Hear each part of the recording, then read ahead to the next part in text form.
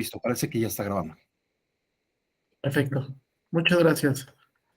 Bien, pues muy buenas tardes tengan todas y todos. Vamos a comenzar esta segunda sesión del Diplomado de Control de Constitucionalidad. Espero hayan tenido oportunidad de leer los artículos, de consultar, aunque fuera brevemente, esa sentencia de la acción de inconstitucionalidad.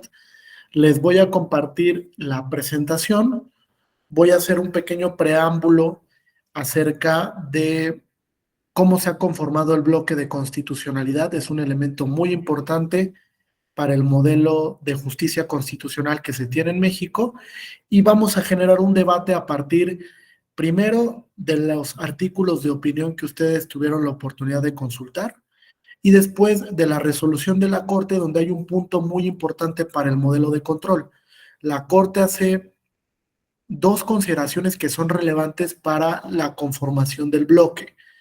Por una parte, menciona que las constituciones a nivel local de las entidades federativas no se incorporan al bloque de constitucionalidad, es decir, no forman parte de este bloque que puede ser utilizado desde luego como parámetro. Y segundo, que las entidades federativas sí están facultadas para ampliar el contenido de derechos, siempre y cuando la ampliación de ese derecho no vaya en contra de un mandato de la Constitución General. Es decir, no contradiga el contenido del bloque de constitucionalidad. Ese es un punto también relevante porque hoy en día, ustedes lo saben, las constituciones a nivel local sí se han dado a la tarea en varias oportunidades de ir ampliando derechos, incluso una ampliación que va más allá del reconocimiento que se tiene en la Constitución General. Entonces, hay un debate ahí interesante sobre la posibilidad de ampliación de derechos a nivel local. Les comparto entonces la presentación y vamos a hacer unas precisiones de introducción para generar ese pequeño debate. ¿Me indican cuando ya lo estén visualizando, por favor? ¿Ya se ve? Sí, perfecto. Un poco más amplio. Se corta. Ahí creo que se ve bien. Sí, ya se aprecia. Perfecto, gracias Alex.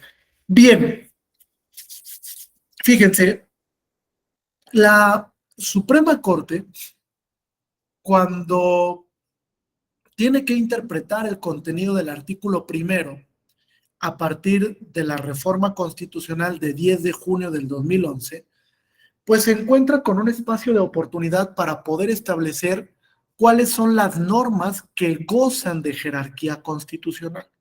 Fíjense, ¿qué normas gozan de jerarquía constitucional? Y en un primer escenario interpretativo, cuando la Corte resuelve la acción de inconstitucionalidad 155 del 2007, 155 del 2007. Es una acción de inconstitucionalidad muy importante. De hecho, en el último proyecto de la ministra Piña, donde propone una cláusula de remisión al derecho internacional de los derechos humanos respecto de la prisión preventiva oficiosa, retoma esas consideraciones de la acción de inconstitucionalidad 155 del 2007. Y al respecto, ahí la Corte menciona que entre la Constitución y los derechos humanos de fuente internacional no existen jerarquías ex ante. No existen jerarquías ex ante. Es decir, que ocupan el mismo nivel de jerarquía normativa dentro del sistema jurídico mexicano. Constitución, derechos humanos de fuente internacional. Eso obliga a que la Corte mencione que se está conformando una especie de bloque de constitucionalidad.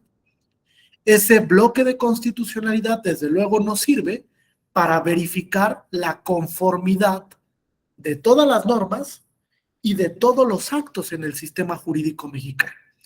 Es decir, el bloque va a ser el fundamento a partir del cual yo puedo establecer cuándo un acto es conforme con el contenido constitucional, cuándo una norma respeta el derecho internacional de los derechos humanos, entre otros escenarios interpretativos.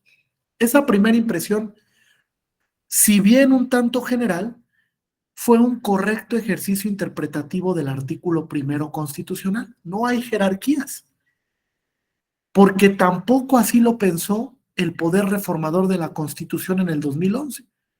No intentó jerarquizar el contenido de la Constitución respecto de los derechos humanos de fuente internacional. Digamos que hasta ahí, Francisco, todo era miel sobre hojuelas. La Corte había hecho un correcto escenario interpretativo, incluso le había denominado a esto criterio de selección interpretativa, donde había dicho, bueno, pues si en un escenario interpretativo la Constitución protege más, pues aplicas la Constitución. Y si en otro escenario interpretativo, para otro caso diverso, el tratado internacional garantiza más, pues aplica el tratado internacional. Porque entre esas normas no existen jerarquías ex ante, es decir, antes del ejercicio interpretativo. Llegando al ejercicio interpretativo, sí podría condicionar una sobre la otra, pero a la luz del principio pro persona, ¿no? Siempre aplicando o la interpretación más benéfica o la interpretación menos restrictiva. Incluso esto se extiende también al criterio de selección normativa. Y el criterio de selección normativa, Miguel, no es otra cosa más que establecer qué norma en el caso en concreto o resulta más benéfica o resulta menos restrictiva. ¿Correcto hasta aquí? Ese fue el primer escenario interpretativo. Sitúense históricamente, 2011, a 2 meses de la reforma de junio. Después viene la contradicción de tesis 293 del 2011. Y digamos que se acaba esta novela. La Corte cambia rotundamente de criterio, da un giro de 180 grados y entonces establece que cuando existe una restricción expresa en el contenido de la Constitución, nos tenemos que estar a lo que marca la Constitución. Esto tiene, digamos, dos incidencias importantes. Primero, privilegia el contenido constitucional. Es decir, si la Constitución limita o restringe el contenido de un derecho, tú solo te puedes estar a lo que marca la Constitución. Fíjense cómo este panorama complica la actividad jurisdiccional. Porque si me estoy a lo que marca la Constitución, esto impide que el órgano jurisdiccional haga un ejercicio discrecional de selección de normas. Es decir, ya no puedo ir al tratado internacional. Y me dirá Jorge, oye, pero si el tratado es más benéfico, no importa, porque la Corte dijo que te tenías que estar a lo que marca la Constitución. Y fíjense, en un texto que publicó el profesor Pedro Salazar con Daniel Vázquez y Alejandra Medina, se dieron a la tarea de ubicar, pues, más o menos cuántas restricciones tiene la Constitución. Ustedes más o menos cuánta le echan. Tenemos una Constitución pues, sumamente amplia, ¿no? Una Constitución que incluso tiene muchos preceptos que dentro de la teoría constitucional no tendrían por qué estar ubicados en el contenido constitucional. Sin embargo, pues aquí tenemos una fiebre constitucional y cada vez que no nos gusta algo, pues lo incorporamos a la Constitución. Fíjense, en un estudio que se hizo en el año 2019, ahorita habrá que reevaluarlo, se llegó a la conclusión de que en la Constitución existen 89 restricciones a derechos fundamentales. ¿Cuántos artículos tiene la Constitución? ¿Cuántos tiene, chicos? 136. Correcto. Fíjate, entonces más del 50%, por ahí del 60%, 65% de los artículos que prevé la Constitución encuentran una restricción al contenido de un derecho. Esto afecta en total 21 derechos fundamentales diferentes, entre libertad de trabajo, entre derecho a votar, debido proceso, derecho al salario, asociación política, derecho de petición, libertad de expresión, libertad de religión, etcétera, ¿vale? Afecta estas restricciones a 21 derechos. Y el total de restricciones, contando, tomando en cuenta los derechos afectados, afecta a más de 100 grupos de personas diferentes. Más de 100 grupos de personas diferentes. Fíjense, tenemos un número muy considerable de restricciones constitucionales. Si se advierten 89 restricciones de los 136 artículos que contiene la Constitución, esto quiere decir que estamos arriba del 65%, más o menos. Ahora, díganme si no es importante el criterio de la restricción constitucional. Desde luego que sí. La Corte, en el momento en el que estableció que prevalecía la restricción constitucional, lo hizo a través de un escenario interpretativo que dicta la última parte del primer párrafo del artículo primero constitucional. La última parte de este artículo menciona la posibilidad de que los derechos puedan ser restringidos. Incluso abiertamente esa cláusula constitucional así lo prevé, y esto no es incorrecto. Ustedes saben que en la teoría dogmática de los derechos no existen derechos absolutos. Todos los derechos son susceptibles de límites. Sin embargo, ahí hubo una incorrección por parte del poder reformador de la Constitución. Esa última parte no se refería al concepto restricción, sino a uno diverso que es suspensión. Y no es lo mismo restricción que suspensión, a pesar de que el poder reformador de la Constitución lo ocupe como sinónimos. Porque si ustedes van, ¿qué artículo prevé la suspensión de derechos? 29. El 29, Elizabeth. Si tú vas a ese artículo 29, te establece la posibilidad de una suspensión temporal de derechos en algunos supuestos. Y te dice qué derechos no son susceptibles de ser suspendidos bajo ninguna circunstancia.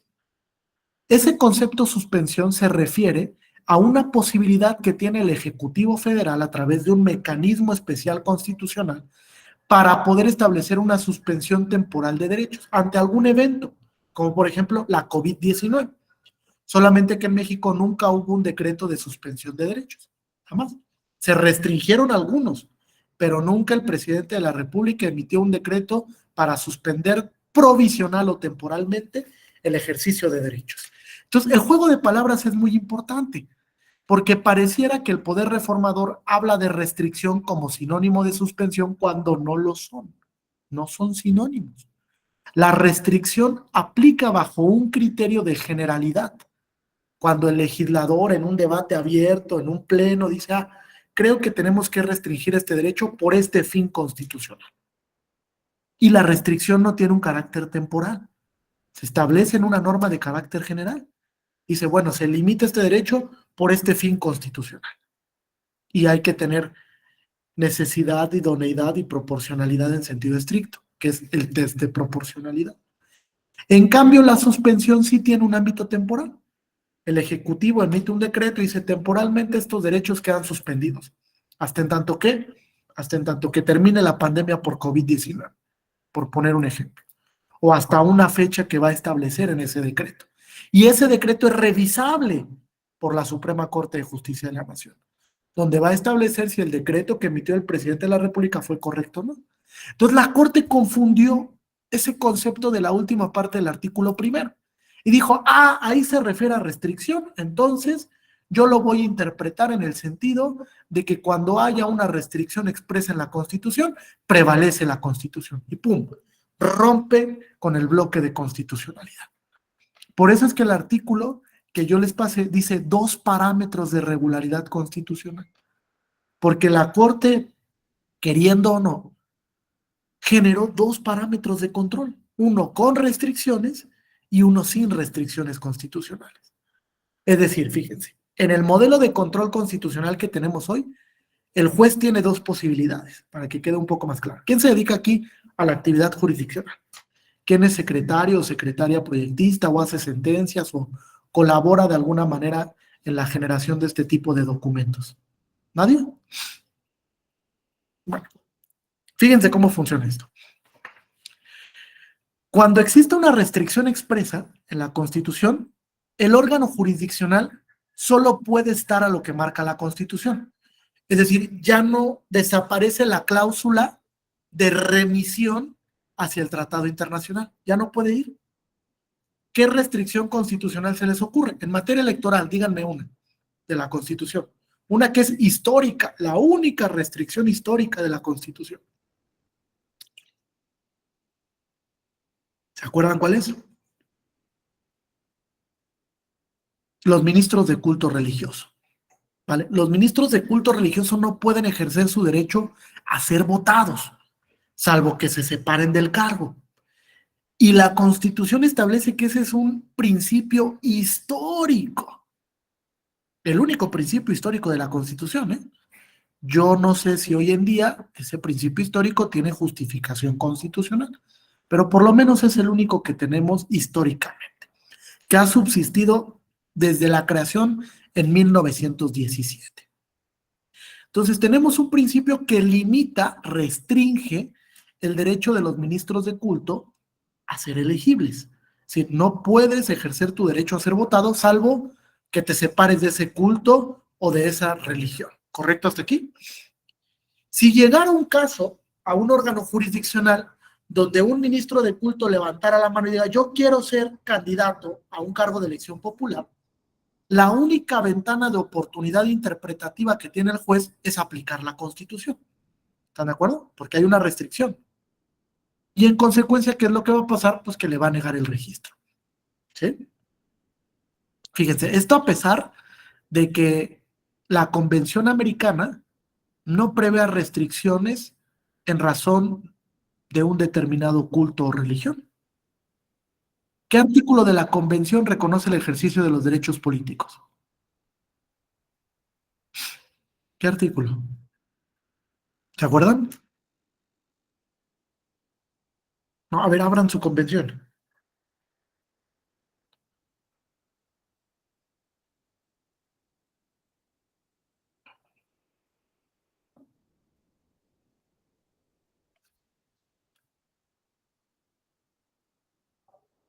¿Ya la tiene alguien?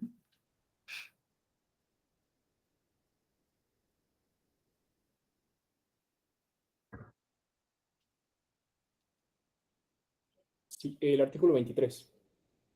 ¿Cuál? 23. 23, perfecto, Miguel. Y ese artículo 23, en su numeral segundo, te establece la posibilidad de regulación, restricción, así lo ha entendido la Corte Interamericana en algunos supuestos. Por ejemplo, la edad, ¿no? Por ejemplo, la capacidad de una persona, la falta de capacidad.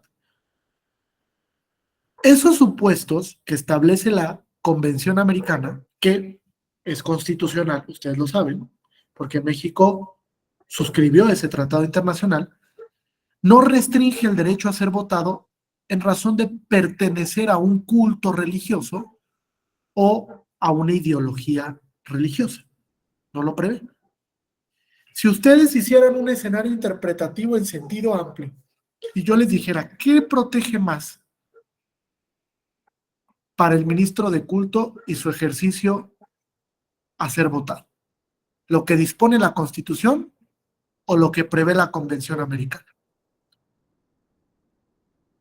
Pues lo que prevé la Convención, porque la Convención no te limita el derecho en razón de pertenecer a un culto religioso. Sin embargo, un juez no puede aplicar en esos casos la Convención, porque solo se debe de estar a lo que marca la Constitución. Allá hay una ruptura, ¿están de acuerdo? Es decir, desaparece la cláusula de remisión al derecho internacional. Es decir, en pocas palabras, se elimina la discrecionalidad del juez para elegir en un determinado caso qué norma es más protectora, si la Constitución o la norma de fuente internacional. Interesante. Esa es una posibilidad interpretativa cuando estamos frente a restricciones. Y cuando no estamos frente a restricciones, es decir, cuando la Constitución no limite el ejercicio de un derecho de manera expresa, entonces el órgano jurisdiccional sí tiene la posibilidad de acudir a la fuente internacional. Por ello es que la Corte, a partir de esa interpretación, generó dos bloques de constitucionalidad. Uno con restricciones constitucionales y otro sin restricciones constitucionales.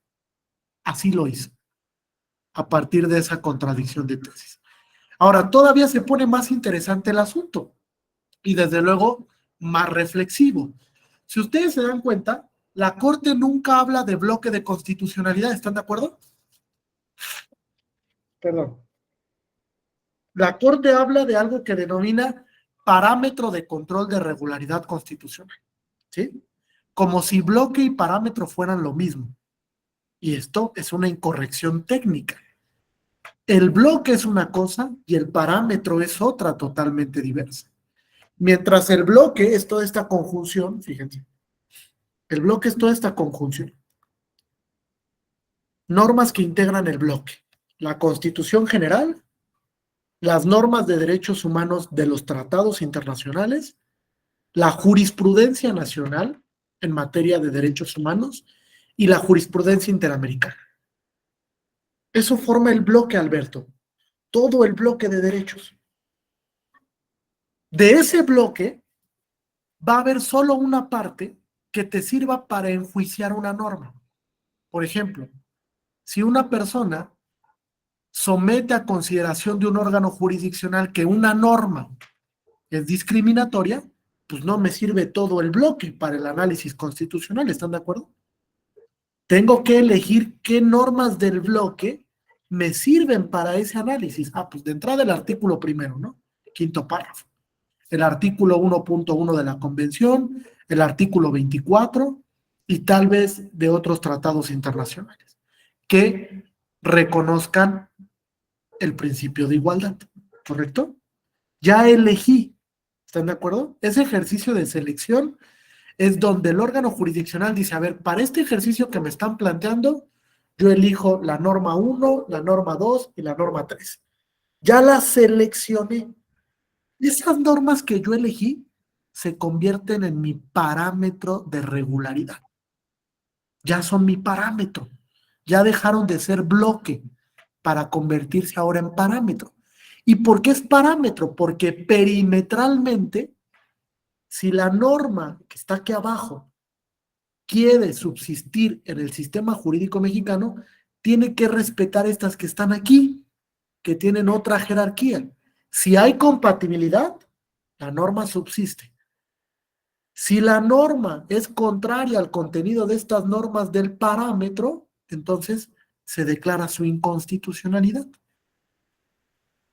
Declarada su inconstitucionalidad, pues viene el efecto, ¿están de acuerdo? Si es un control difuso, se inaplica, y si es un control concentrado, se invalida.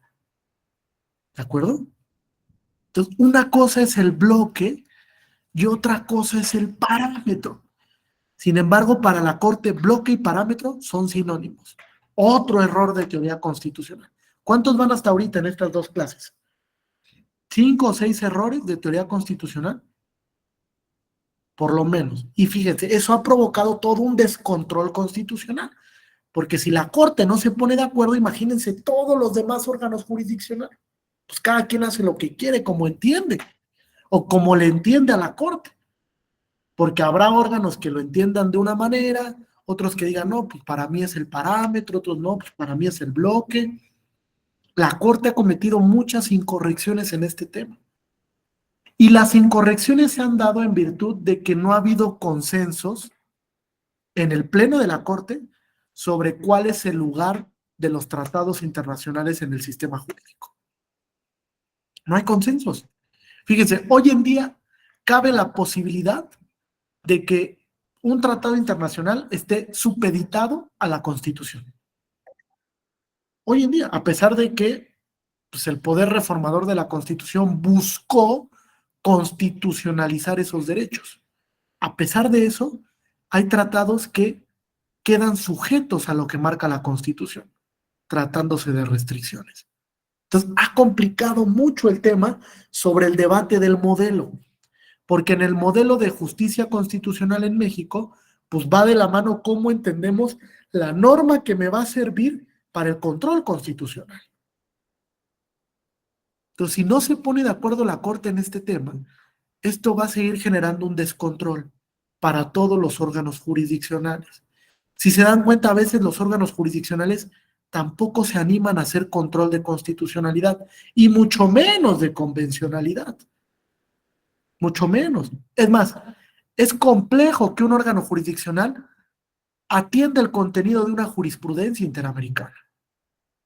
porque tampoco conocen la metodología de aplicación.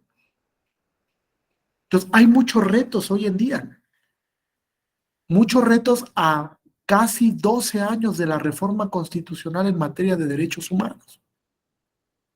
Algo está fallando.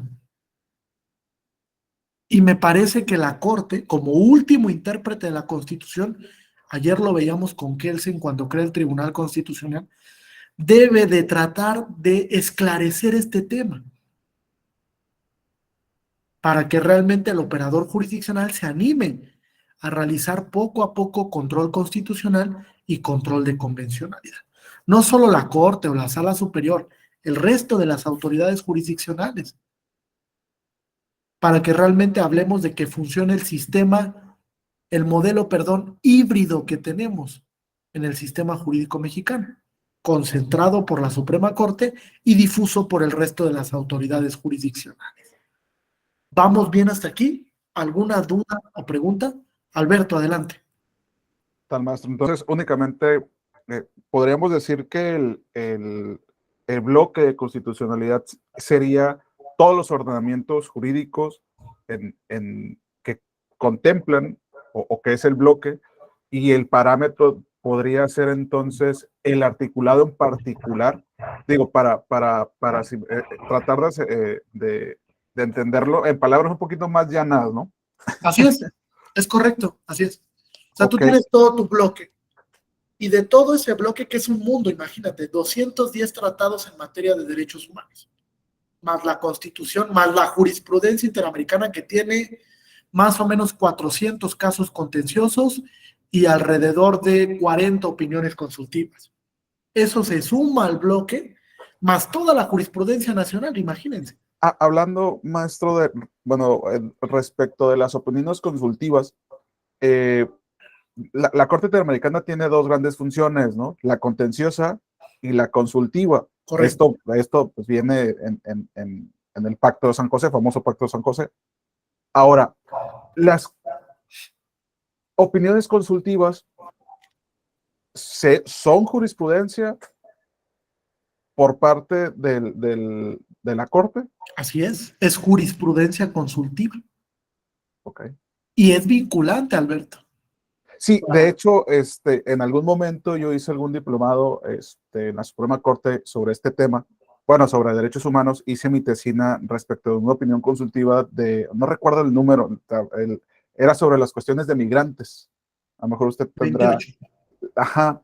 Y yo leyendo la opinión consultiva me llevó una gran sorpresa porque mi tema era sobre las normas de soft law, o sea, el derecho blando, ¿no? Que una opinión consultiva en un principio, como bien comentan, ¿no? Primero eran aplicables en México las jurisprudencias o las sentencias emitidas por la Corte, en donde México era parte, las otras eran orientativas. Esto estamos hablando ya, imagínense, en 2012, cuando yo recién había egresado de la licenciatura. Y en esa opinión consultiva, en un párrafo, establecía la Corte que esa opinión consultiva era vinculante a todas y cada una de los estados miembros de la convención. Entonces, sin duda alguna, son temas muy, muy difíciles, ¿no? Porque nosotros como operadores jurídicos muchas veces desconocemos estas particularidades, esas de entrada, ¿no? La desconocemos, y como bien comenta, los órganos jurisdiccionales no se atreven a hacer este control de convencionalidad y constitucionalidad. También nosotros como operadores jurídicos a veces erramos en la solicitud, en su aplicación, ¿no? O sea, en cómo se lo pedimos al juez, ya sea en un juicio ordinario, ¿no? O sea, porque también en el control difuso ellos los pueden aplicar, pero a veces no lo sabemos aplicar. Y Fíjate, pues de hecho, ya salió la jurisprudencia a raíz de la reforma del 2011 en materia, bueno, sobre todo que se estaba dando un amparo en la suplencia de la eficiencia de la queja, ¿no?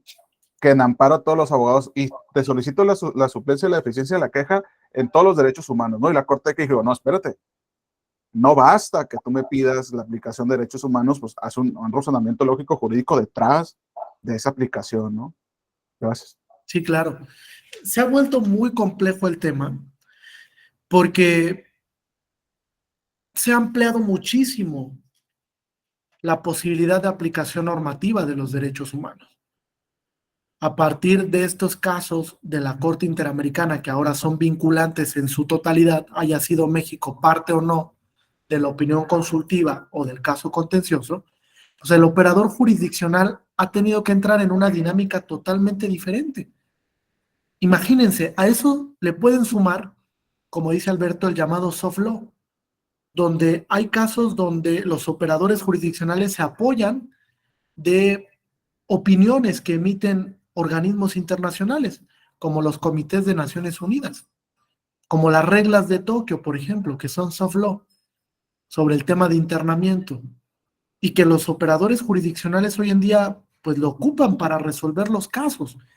Si bien no forman parte del bloque de constitucionalidad, pues lo cierto es que son criterios orientadores de los que también se pueden apoyar a través de un uso debido del derecho comparado internacional.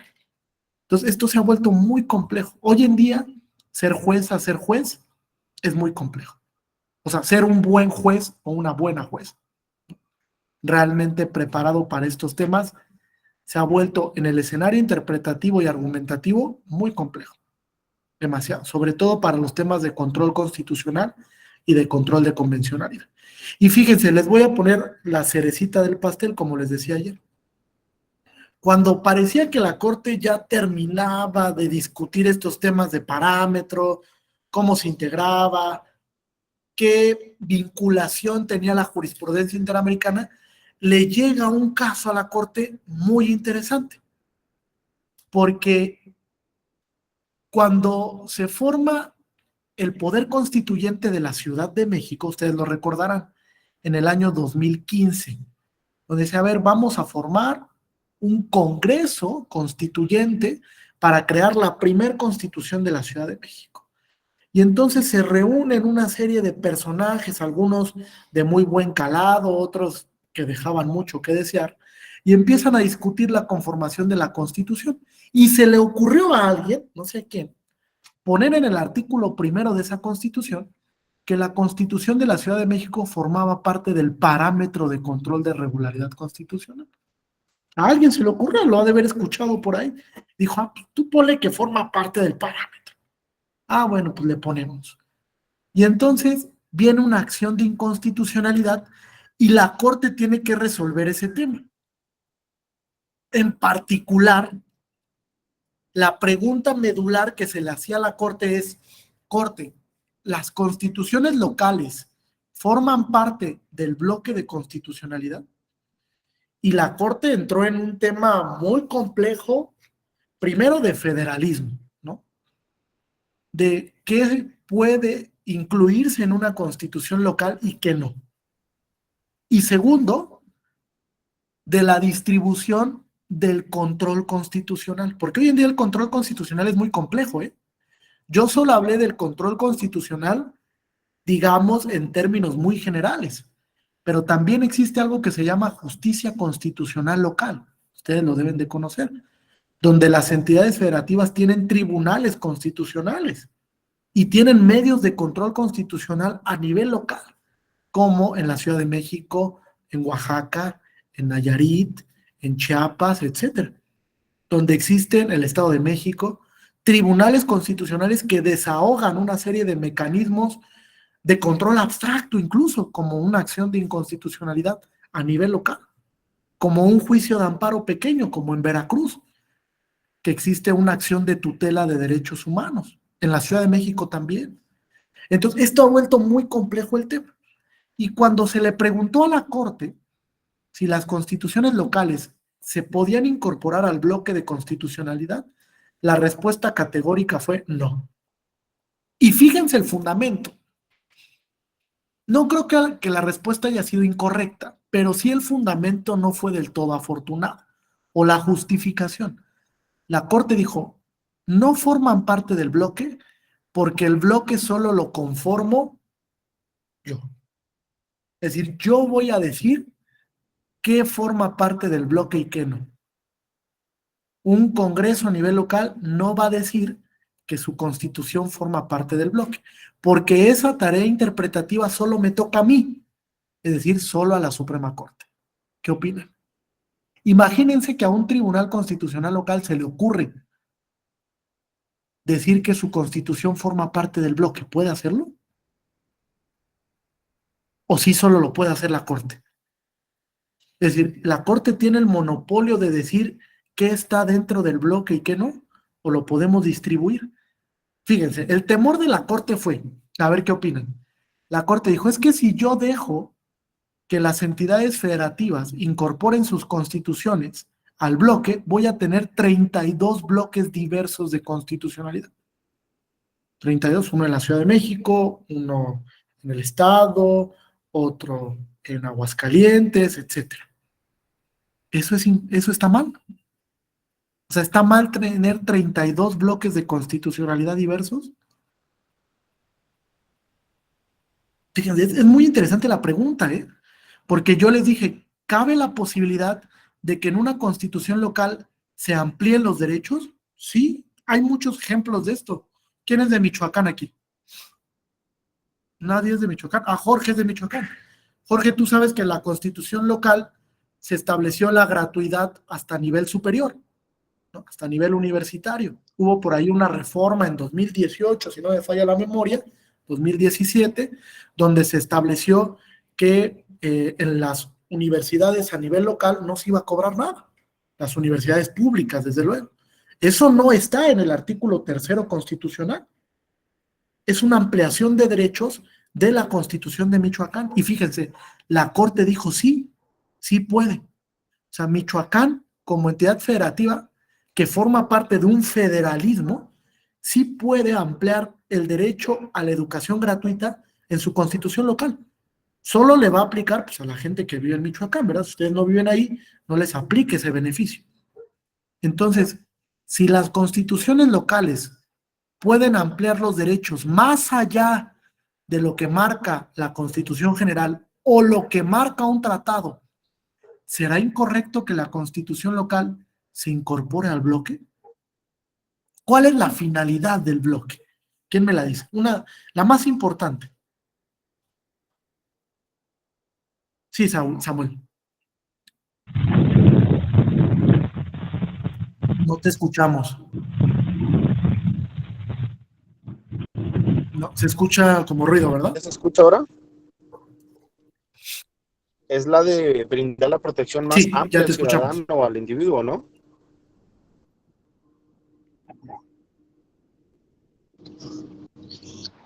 Así es. La finalidad primera del bloque es la ampliación de derechos. Esa es la finalidad. O sea, la Constitución dice algo, pero si me voy al tratado, pues ahí va a haber un derecho que no necesariamente esté reconocido en la Constitución. ¿Están de acuerdo? O que el tratado amplíe el contenido del derecho más allá de lo que marca la Constitución General. Entonces, si ese es uno de los fines del bloque, ¿por qué las constituciones locales no pueden estar en ese bloque? A ver, los escucho. ¿Quién cree que es riesgoso tener 32 bloques de constitucionalidad? Porque puede ser que alguien me diga, no, yo estoy de acuerdo, la Corte es afortunada en el criterio al decir, no, 32 bloques diversos, no se va a quedar un caos en el sistema jurídico mexicano. O puede ser alguien que me diga, no, porque pues, el bloque se va a aplicar solo a nivel local. O sea, si la Constitución de Aguascalientes protege más que la Constitución General y que el tratado, pues aplico la Constitución de Aguascalientes, ¿no? A nivel local. Para los casos que le lleguen a los jueces ahí, sobre normas o actos de sus autoridades a nivel local. ¿Eso es incorrecto? Fíjense,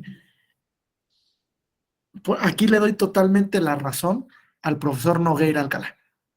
Para analizar los modelos que hoy existen de control constitucional, hay que ver las particularidades de cada sistema. En México es muy complejo, porque ese federalismo permite a las entidades federativas tener sus propias constituciones e incorporar los derechos que estimen necesarios para su comunidad y potencializar aquellos en los que vean una exigencia social mayúscula. Dice Ricardo Guastini, los derechos evolucionan de acuerdo a las exigencias sociales. En Michoacán había una exigencia social de gratuidad a nivel superior y el Congreso decidió modificar su constitución de acuerdo a lo que le estaba exigiendo la sociedad en ese momento. Así se puede dar en otros escenarios también, en otras entidades. Entonces, ese punto es muy importante. ¿Alguien tuvo oportunidad de leer la acción 15 del 2017 o consultar algunas páginas o algún artículo de opinión, etcétera? ¿No? ¿Nadie? Sí, Yo adelante, tuve Alberto. oportunidad de leer los dos artículos de opinión. La acción de inconstitucionalidad, esa sí, no me dio la oportunidad del tiempo para leerla.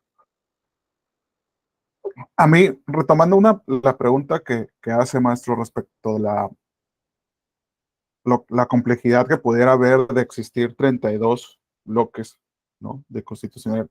Yo comparto el criterio con la Suprema Corte en el entendido de que las constituciones locales pues van conforme o se adecúan o no pueden ir más allá con la Constitución Federal, ¿no?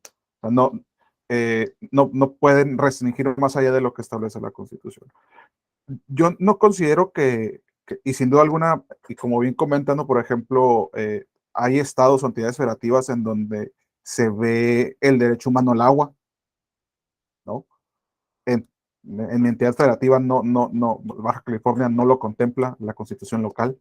Sin embargo, por ejemplo, en materia de contribuciones, Baja California, no he hecho sinceramente el trabajo del derecho comparado, no, pero en materia de contribuciones, Baja California en la constitución local maneja el término del mínimo vital, ¿no? En cuanto para que no sean restrictivos las contribuciones.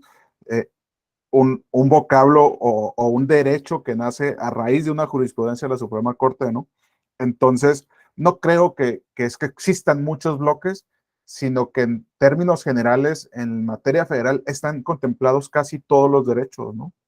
Y aparte estaría muy complicado, porque también ya se estaría delimitando los derechos, ¿no? O sea, no una delimitación territorial de los derechos, y no una delimitación o una restricción, como bien comentaba a inicio de la sesión, ¿no? O sea, por ejemplo, yo que estoy acá en donde empieza la patria, acá en Tijuana, Baja California, pues yo no podría solicitar ese derecho que está contemplado en la Constitución de Michoacán, ¿no? Entonces, yo ya existiría una restricción por materia de territorio, considero, ¿no? Gracias. Sí, pero fíjate, ese ámbito de aplicación a nivel local realmente genera una restricción.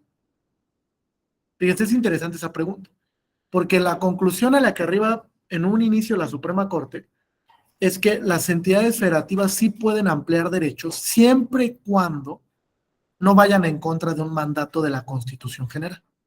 Es decir, si la ampliación de derechos no contradice el bloque, tú lo puedes hacer. Porque incluso los derechos se rigen bajo el principio de progresividad y de gradualidad, ¿no? O sea, vamos a ir buscando ampliar hasta el momento en el que el derecho se aplique en todo el supuesto fáctico. Eso es muy complejo, ¿no? Pero tal vez llegue algún momento en el que así sea. Entonces, si yo puedo ampliar un derecho en una determinada entidad federativa, como le comentaba yo a Jorge en Michoacán, ¿eso afectará o restringirá el derecho de los que no vivamos en Michoacán? Me parece que no, desde mi perspectiva. Porque existe una cláusula de federalismo entre las facultades y competencias que tienen las entidades federativas. Y si para el Congreso de Michoacán fue importante eso y no lo es para el de la Ciudad de México, bueno, es un tema incluso de libertad configurativa, ¿están de acuerdo? Donde el legislador dice, bueno, yo quiero incorporar o ampliar este derecho aquí, y si no lo quieren hacer en otra entidad federativa, pues es decisión del Poder Legislativo a nivel local. El tema aquí, o la pregunta, Alberto, es si generaría un caos interpretativo el hecho de que se permitiera que las constituciones locales se incorporaran al bloque. Me parece que ese fue el principal temor de la Corte. Más allá de la posibilidad de ampliar derechos a nivel local, la Corte dijo, creo que si yo permito que las constituciones a nivel local se incorporen al bloque, voy a crear un caos interpretativo. Y lo quiero evitar. Eso hubiera sido una justificación un tanto más racional. Porque la justificación que da la Corte es, yo tengo el monopolio de la configuración del bloque. Nadie más, solo yo. Y así lo dice en la acción de inconstitucionalidad. Aunque de fondo, digamos que el argumento era, no te lo puedo permitir porque creo un caos entre los órganos jurisdiccionales que van a interpretar esos derechos y va a ser mucho más complejo resolver los casos cuando lleguen acá. Porque recuerden que tenemos un sistema recursivo, donde para llegar a la Corte, pues primero tuve que haber agotado todas las instancias a nivel local, luego federal y en última instancia nuestro máximo tribunal. Entonces la Corte quiso evitar ese caos interpretativo. Por eso es que prohibió que las constituciones locales se incorporen al bloque, ¿vale? Eso no impide, fíjense, este es un tema bastante importante en la teoría constitucional del sistema jurídico mexicano, que yo pueda plantear una cuestión propiamente constitucional a nivel local. No lo impide. O sea, yo puedo acudir a los medios de control constitucional de las entidades federativas a través del Tribunal Constitucional y plantear, si tengo la posibilidad, pues un mecanismo para control abstracto o para control concreto. Lo puedo hacer.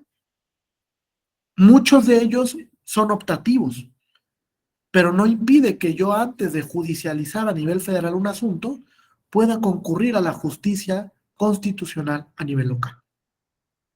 Ahí hay una ventana de oportunidad muy interesante para el modelo de justicia constitucional en México, porque también la Corte emitió un criterio. ¿Quién es de Veracruz? ¿Alguien es de Veracruz aquí? ¿No? ¿Nadie? Bueno, fíjense.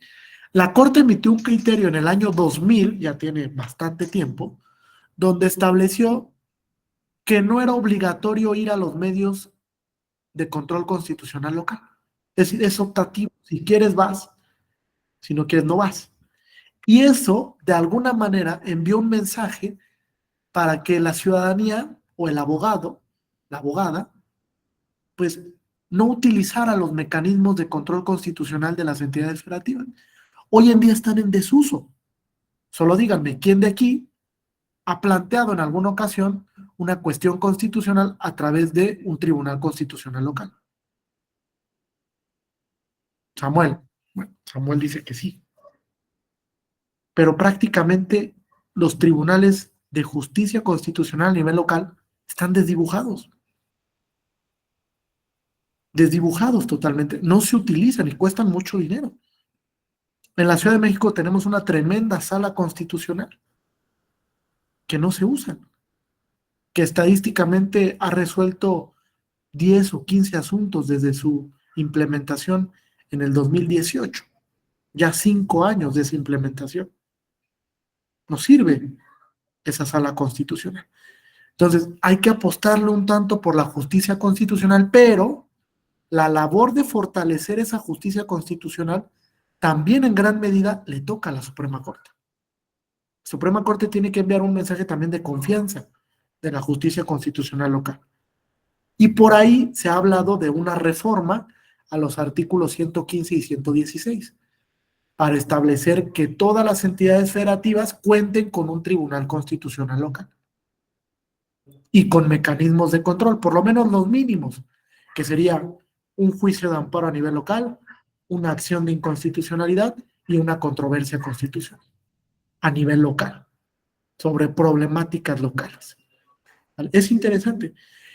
Este año la Corte resuelve un tema, se los voy a compartir al final, sobre una controversia constitucional entre Oaxaca y Chiapas, que es muy, muy interesante, sobre límites territoriales de una extensión de tierra que se venía peleando desde hace más de 100 años, de si le correspondía a Oaxaca o le correspondía a Chiapas. ¿Eso se pudo haber solucionado a nivel local? O sea, ¿ustedes creen que un tribunal constitucional local lo pudo haber resuelto sin que ese asunto llegara a la Corte? Yo creo que sí, o sea, es que no le tenemos confianza al tema local. Esa es la problemática. Lo decía, creo que Samuel en el chat hace un momento. No la apostamos a la justicia local. Siempre queremos federalizar los asuntos, porque también hay un descontento sobre cómo resuelve la justicia a nivel local y sobre cómo resuelve la justicia constitucional de las entidades federativas. Pero me parece que apostándole podríamos generar un interesante debate sobre criterios que se generen en las entidades federativas. Hay un par de salas que tal vez habrá que evaluarlas, no funcionan al 100%, pero tienen un par de criterios interesantes. Una es la de Nayarit, que es de las salas que mejor funciona, y otra es la de Coahuila, que también funciona de manera asertiva. Por lo menos emite un par de buenos criterios durante el año. ¿Vamos bien hasta aquí? ¿Hay alguna duda o pregunta? ¿No? ¿Ninguna? ¿Algún comentario? Sí. Adelante, Samuel, por favor. Bueno, de lo que comentaba, tu servidor trabaja en el OPLE de Nayarit Ajá. y nosotros nos hemos encontrado ahora con el tema de los medios de impugnación, que inclusive Sala Superior y Sala Regional Guadalajara le están apostando mucho al funcionamiento del tribunal local, porque muchos de los recursos los reencausa al tribunal local y le dice, agota la instancia de vía, creo que le llama, porque los partidos se van e impugnan directamente a Sala Regional, a la Sala Superior, y dicen, no, agota la instancia de vía, primero acude a tu tribunal local y posteriormente, si no quedas conforme con el resultado, vienes, impugnas acá a las salas, ¿no? Pero como que últimamente ese criterio se ha estado fortaleciendo más en cuanto a primero agotar el tribunal local. Sí, claro. De hecho, el per saltum, que es la posibilidad de ir a la instancia federal sin pasar por las instancias a nivel local, se ha limitado mucho. O sea, el per saltum casi es excepcional o muy excepcional. Solo en Sí, supuestos donde realmente estemos dentro de un proceso electoral, por ejemplo, las exigencias ameriten por el tiempo, por la premura, porque el acto puede quedar consumado de manera irreparable, pues que vayas a la instancia federal, a la sala regional o a la sala superior. Pero sí se ha limitado mucho el per saltum para que se agoten los mecanismos de jurisdicción electoral a nivel local y posteriormente puedas llegar a la sala superior, ¿no? Que también la instancia de la sala superior, hay que decirlo, es excepcional, porque por lo menos el recurso de reconsideración es un mecanismo que procede de manera muy excepcional, solo con cuestiones propiamente constitucionales, ¿vale? Y es la vía por la que eventualmente se puede acceder a la sala superior, ¿vale? ¿Alguna otra duda o pregunta? ¿No? ¿Ninguna hasta aquí? Ok. Bueno, vamos a hacer un pequeño ejercicio respecto del tema de la configuración del bloque y del parámetro. Y a partir de ahí me gustaría escucharles para ver cuáles son sus opiniones sobre cómo se ha conformado el modelo de justicia constitucional en México. Este modelo mixto, híbrido del que hemos hablado y que desde luego pues tiene una vinculación directa con lo que es el bloque de constitucionalidad y lo que conocemos como el parámetro. Entonces me gustaría escuchar algunas impresiones, a ver qué les parece este modelo. ¿Funciona en México? ¿No funciona? ¿Apostarían más por un modelo de control concentrado? ¿Un modelo totalmente difuso? ¿Qué necesitamos o qué está fallando? Sí, Alberto, adelante. Yo considero que es una corresponsabilidad tanto de operadores jurídicos, ¿no? Llámese abogados particulares, abogados de autoridad, así como los órganos jurisdiccionales, ¿no?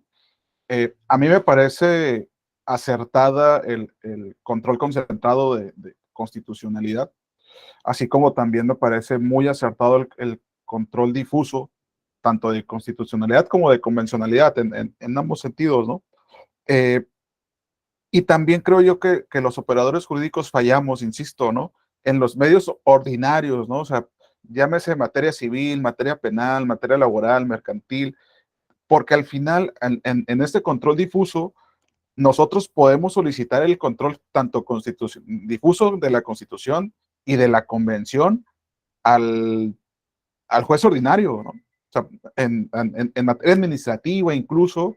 Entonces, muchas veces los abogados se esperan, ¿no? Para no hacer valer eso y esperarse ya tal vez hasta al amparo indirecto o bien al amparo directo y incluso en el amparo directo en revisión.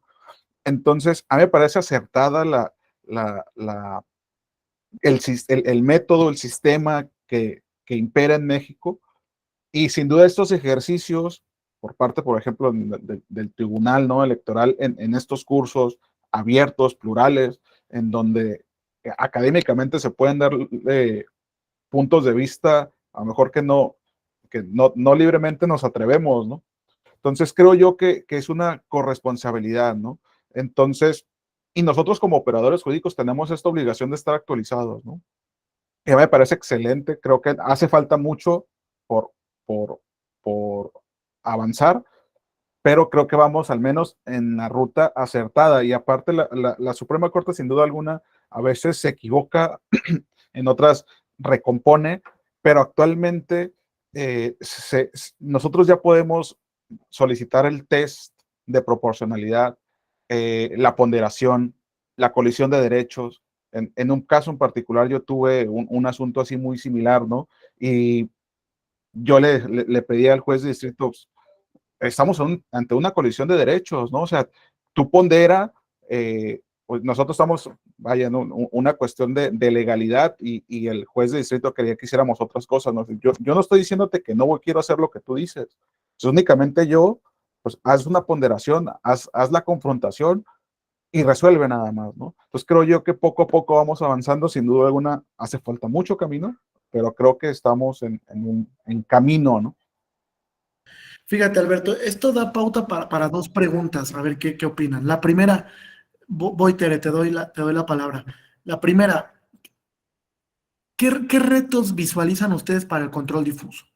O sea, ¿realmente el control difuso se aplica en la justicia ordinaria o está en desuso, ¿no?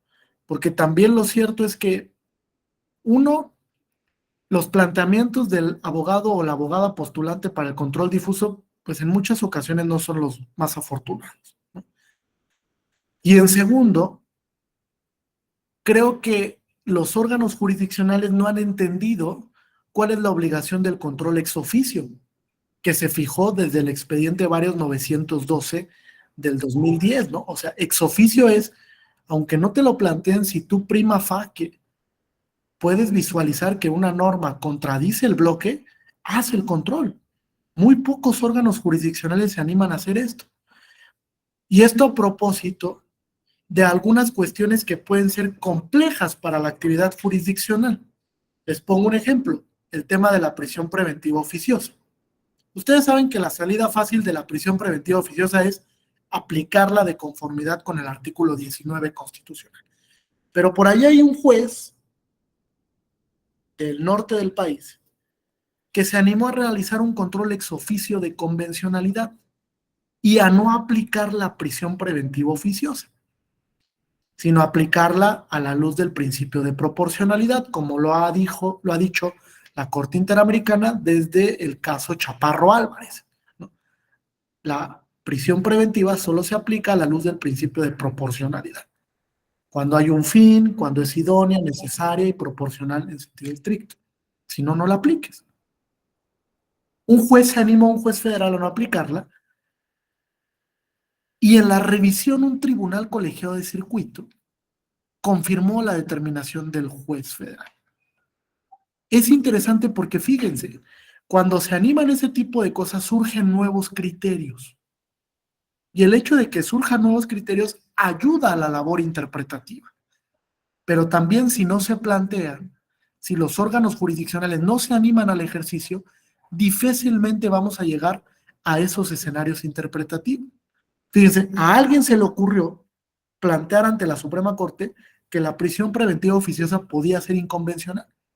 Y hoy en día se va a resolver ese tema.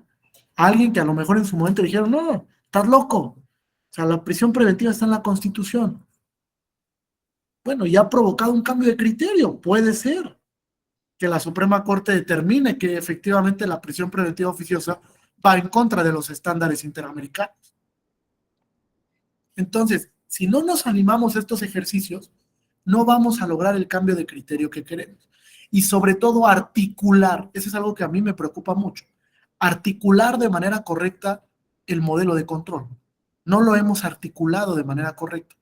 Hoy en día se siguen emitiendo sentencias en la justicia constitucional electoral a nivel local donde dicen yo no estoy obligado a hacer control difuso. Fíjense, hoy día, ¿cuántos años? Dijimos 12, casi 12. Y hoy en día tribunales electorales a nivel local dicen yo no puedo hacer control difuso. ¿Qué está pasando?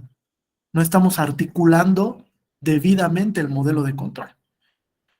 Y eso sí preocupa, porque quiere decir que no hay una profesionalización del control constitucional en México. O sea que nada más arrancamos el modelo, dijimos se vuelve híbrido y no le explicamos a los operadores jurisdiccionales cómo ejecutarlo. Es ahí el gran problema, ¿no? Tere, adelante. ¿Qué tal? Buenas tardes. Pues de hecho mi comentario va encaminado a lo que acaba de comentar. Yo estoy de acuerdo con que se haya implementado un sistema híbrido. Sin embargo, bueno, un modelo híbrido. Sin embargo, considero que el control difuso tiene todavía mucho camino por delante, puesto que los operadores jurídicos, llámese juzgadores, o por el otro lado, las personas de las áreas administrativas, aún les falta como desarrollar más esa profesionalización al saber cómo implementarlo, en qué momentos sí debe de hacerse, y por el otro lado, los que estamos de este lado, los postulantes, yo apenas estoy como empezando también por ahí, ahorita estoy en el OPLE de Durango, ayer que me presenté no les comenté, yo estoy por acá en Durango, no sabemos ciertamente darle las armas a los juzgadores para que puedan hacer ese control, o si no darle las armas, sino simplemente cómo llegar a hacer un control difuso. Gracias. Sí, fíjate, esto es elemental, porque además la evolución del control difuso ha sido paulatina. Fíjense, ha habido como 4 grandes momentos para el control difuso en México. Primero, y surgió desde la justicia electoral, el caso Hanronk. Esa fue la primera vez que un tribunal se animó a hacer control difuso en México. Es decir, sin saberlo, plantear la inaplicación de una norma porque iba en contra del contenido de un tratado internacional. En un control difuso, evidentemente, de convencionalidad. Y ese caso Hanronk, que incluso es previo a la reforma del 2011, fue el que puso en el juego el poder definir si la Suprema Corte tenía o no el monopolio de la defensa jurisdiccional de la Constitución. Ahí surgió el debate. Evidentemente, con guante blanco, la Corte le dijo a la Sala Superior, tú no puedes hacer control difuso. Y durante un par de años quedó estancado el tema, porque la Corte reiteró el criterio de que el modelo de control era concentrado, es decir, solo la Corte lo podía realizar. Después la Corte intentó flexibilizar el tema, dándole oportunidad al Poder Judicial de la Federación en algunos tópicos. Cuando se crean los tribunales colegiados, cuando empieza residualmente las facultades de control por parte de los jueces federales, y donde la Corte dijo, bueno, en algunas áreas de oportunidad, donde yo ya me haya pronunciado, lo pueden hacer los jueces federales, ¿no? Cuando ya hay criterio, ya no tiene que llegar a la Corte necesariamente. Pero seguía el monopolio, es decir, no se le permitía a la jurisdicción local poder ejercer este tipo de control. El segundo gran momento se da con la reforma del 2011. Con la reforma del 2011 se abre la posibilidad al control difuso y viene posteriormente el expediente Varios, el 912 del 2010, que digamos fue como ya el punto definitorio para el control difuso, donde ya la Corte dijo esto es control difuso, esto le toca a los jueces locales, esto sí pueden hacer, esto no, el ejercicio de control difuso tiene estas características, es concreto, solo se llega a la inaplicación de la norma, solamente el beneficio es para las partes que acudan, etc. Hoy en día habrá que repensarlo. Ahorita les voy a poner un escenario donde el control difuso ha tenido un alcance impresionante. El tercer momento histórico es con la contradicción de tesis 293 del 2011, donde se establece que si bien el control difuso se aplicará por todos los jueces, hay una limitante, la restricción de la Constitución.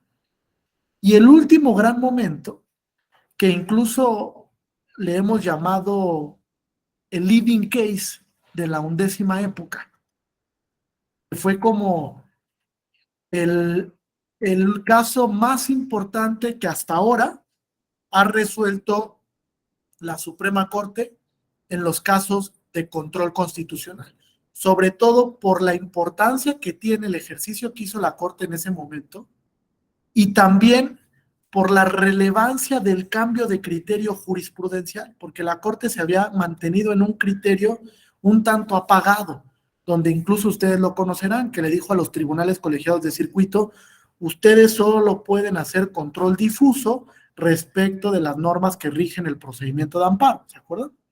Control ex oficio solo respecto de que rige el amparo, y lo otro, ahí ya no. Y entonces la Corte cambia de criterio con una contradicción de tesis que emite el año pasado, 351 del 2014. Ese es como el último gran paso que ha llegado la Corte al control difuso. Y esta contradicción de tesis 351 del 2014 sirvió para que la Corte mandara un mensaje importante a todos los órganos jurisdiccionales sobre la obligación que tiene el generar control difuso. ¿Qué obligaciones tienen? ¿Por qué es importante que los órganos jurisdiccionales realicen control difuso ex oficio, sin necesidad de que haya un planteamiento expreso de las partes? Esta contradicción de tesis hay que leerla, 351 del 2014, porque rompe el paradigma del control difuso. Digamos que ese es el último momento histórico. Ahora, los efectos del control difuso han sido muy evolutivos. Simplemente les voy a poner 3 ejemplos y ustedes lo van a ver. Salud.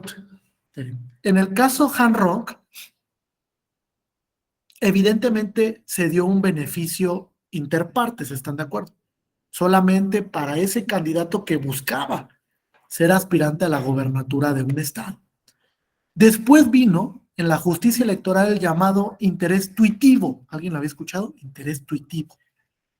Ese interés tuitivo después se configuró en el llamado interés legítimo, que hoy lo ocupamos en la justicia electoral y en la justicia constitucional, sobre todo para la defensa de los derechos difusos. Ese interés legítimo ha venido a modificar los efectos del control difuso, porque ahora si yo voy en representación de un grupo determinado o determinable, pues el beneficio no solo va a ser para mí, el beneficio va a ser para todo ese grupo, y lo hemos visto, ¿no? En el tema de paridad en gobernaturas, lo hemos visto en el tema de acciones afirmativas para personas con discapacidad, para adultos mayores, para personas de la diversidad sexual, para el tema del no binarismo, que es una sentencia que emitió el año pasado la Sala Superior, muy interesante. Y hoy en día el control difuso ha llegado a algo que tal vez no lo teníamos previsto, fíjense. Es una sentencia que emite la Sala Superior en el recurso de reconsideración 88 del 2020, llamado el caso Diputación Migrante. Tal vez alguien lo haya escuchado. Fíjense cómo a veces los poderes legislativos son muy absurdos. Al Congreso de la Ciudad de México se le ocurrió, Vanessa, un día, eliminar la figura de la Diputación Migrante. Nada más, dijo, cuesta mucho dinero, bórrenla del Código Electoral de la Ciudad de México. Nada más, de un plumazo. La voy a eliminar, Heriberto. Y entonces a una persona se le ocurre ir a la justicia electoral a plantear un control constitucional difuso de un acto derogatorio. Ustedes saben que los actos derogatorios son susceptibles de control constitucional. El acto por virtud del cual deroga una norma el Congreso, lo puedo someter a control constitucional. Y lo sometió a control. Y entonces el asunto fue escalando hasta que llegó a la Sala Superior. Y la Sala Superior determinó que el acto derogatorio pues, era inconstitucional, porque violaba el principio de progresividad de los derechos. Incluso ahí, la Sala Superior utilizó una metodología que se llama test de progresividad. ¿Vale? Si les gusta el tema de las metodologías, ahí hay una muy clara, que la Sala Superior la recogió de una sentencia de la Corte. La Corte diseñó ese test de progresividad en el amparo en revisión 750 del 2015. Fue la primera vez que se utilizó. Bueno, lo retoma la justicia electoral. Y fíjense cómo el control difuso es excepcional. La Sala Superior, en el momento en el que determina la inconstitucionalidad del acto derogatorio, utilizó una figura que se llama la reviviscencia. ¿Alguien la había escuchado? Es una figura propia de la materia electoral. La Corte la utiliza en las acciones de inconstitucionalidad. La reviviscencia es una figura donde si la Corte determina en control abstracto la inconstitucionalidad de todo un código, pues ni modo que nos quedemos sin código, ¿verdad? Imagínense, estamos en proceso electoral, no nos podemos quedar sin código. Entonces la Corte revive el código anterior para que se aplique durante ese proceso electoral. Reviviscencia. Y entonces esa figura de control abstracto la jala a la Sala Superior y la aplica en control concreto y ordena al Congreso de la Ciudad de México que reviva la norma derogada. Que la revivan. Que vuelva a tener vigencia la norma derogada y se aplique durante ese proceso electoral. Fíjense, el efecto de ese control difuso no solo fue para la persona que planteó el juicio ciudadano, ¿están de acuerdo?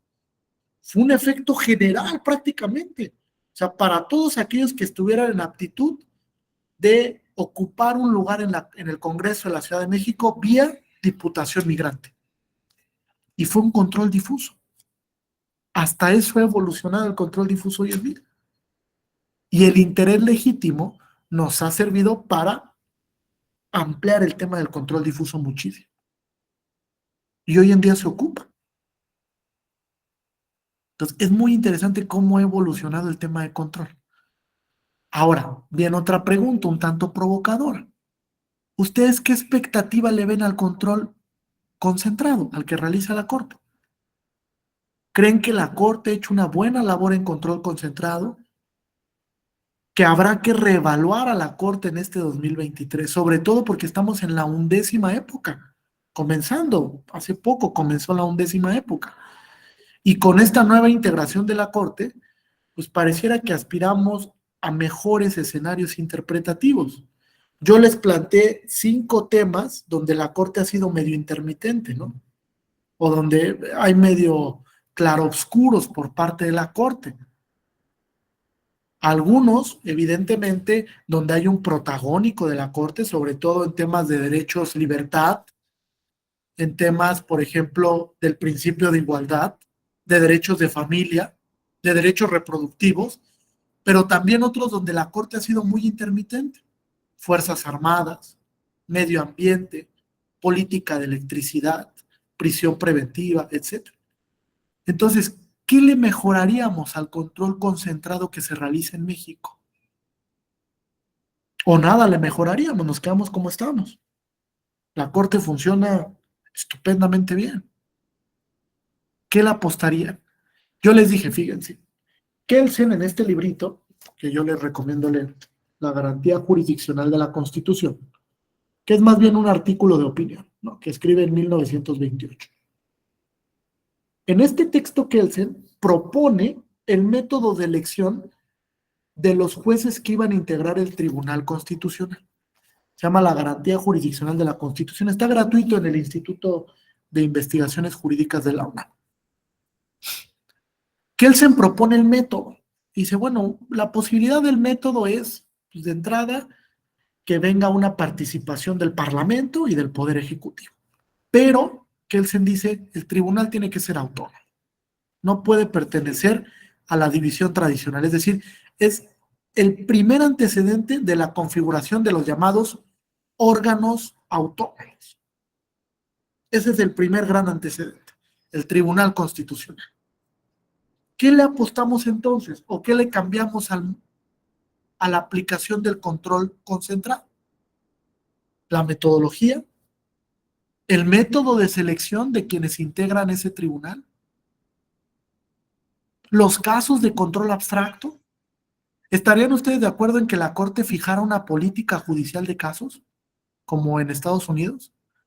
Que la Corte mexicana dijera, no, a ver, yo me voy a concentrar este año en resolver este tipo de casos. Y todos los demás, que lo resuelvan los demás órganos jurisdiccionales. ¿Qué tal? Yo les dije que esto es un embudo. La Corte emite 5,000 sentencias y recibe 25,000 nuevos casos al año. Entonces, poco a poco el sistema va colapsando. Hoy en día la Corte está saturada por todos los casos que llevan, y porque lo dijo hace un momento Samuel, ¿no? No le tenemos confianza a la jurisdicción local. Entonces, todo lo queremos llevar al ámbito federal. Entonces, ¿qué le cambiamos al control concentrado? ¿O lo dejamos como está? A ver, los escucho.